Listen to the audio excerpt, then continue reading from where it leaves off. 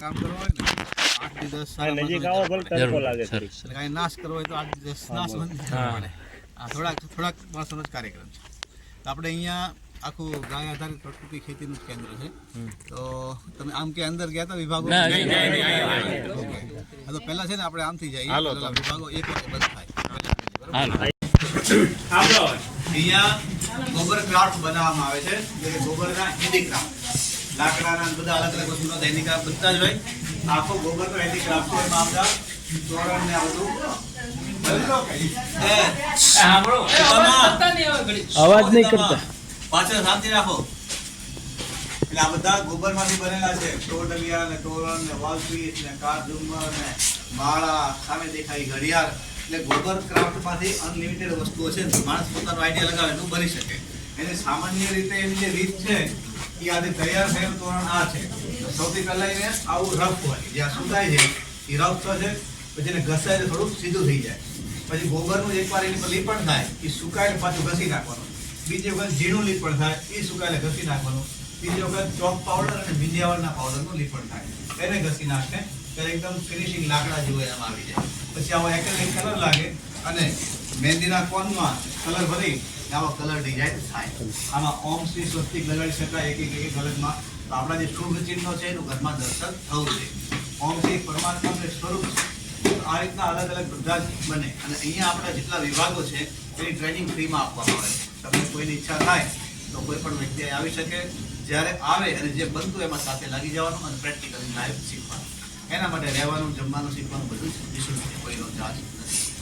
આ રીતે બધી સ્ટેપ વાઇઝ કે લોટ બાંધવાના મશીનમાં લોટ બને, મોલ્ડ સુકાય, લીપાઈ ઘસાય થાય અને છેલ્લા ટેબલમાં એનું પૂરું થઈને આવું તૈયાર થઈ જાય.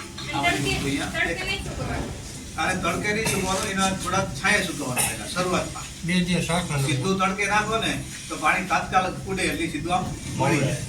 હવે પાપડ કેમ ઘરમાં બનાવીને પેલા છાંયે રાખવા પડે, સીધા તડકે નાખો તો લાડુ થઈ જાય. ઘડિયાળ નાખી ત્યાંથી હાથમાં લઈને બતાવી જતો. હા, ઘડિયાળના વિભાગ છે બધું. આ ગોબરની ઘડિયાળ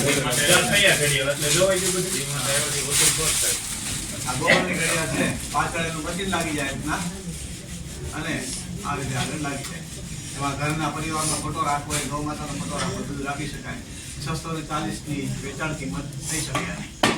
એટલે કે ગોબર આપણે ઘરમાં 4-5 જણા હોય, દરેક વ્યક્તિ પોતાની 1-2 કલાક ગાયના ગોબર ઉપર કામ કરે તો આપણે ગાયને પાળતા હોઈએ પણ ધીમે ધીમે આપણને ખબર પડી જાય કે ગાયો આપણા પરિવારને પાળે. ગાય આધારિત ખેતી, એ બેના આધારિત માણસનો પરિવાર. આ કાર્યક્રમ છે.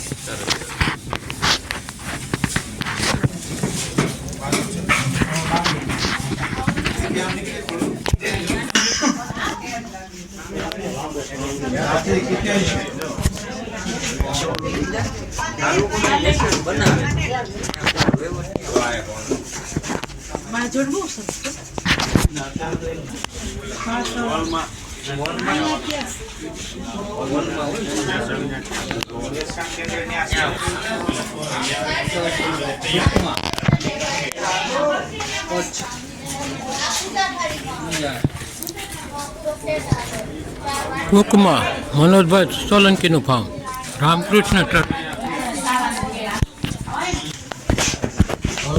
કોઈ જરૂરત ના હોય તો બહાર જ દીજીએ.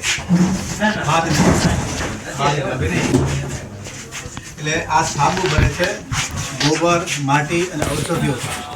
100% નેચરલ સાબુ આપણે ત્યાં મોલમાં બતાવશું. આમાં કોઈ ફીણ વળે નહીં, પણ ચામડી માટે ફાયદો કરનારો છે. ફીણ વળતી વસ્તુ ચામડી માટે જરૂર રહેતી નથી. પ્રકૃતિ આવી કોઈ રચના કરી નથી. એ આપણો રચના છે.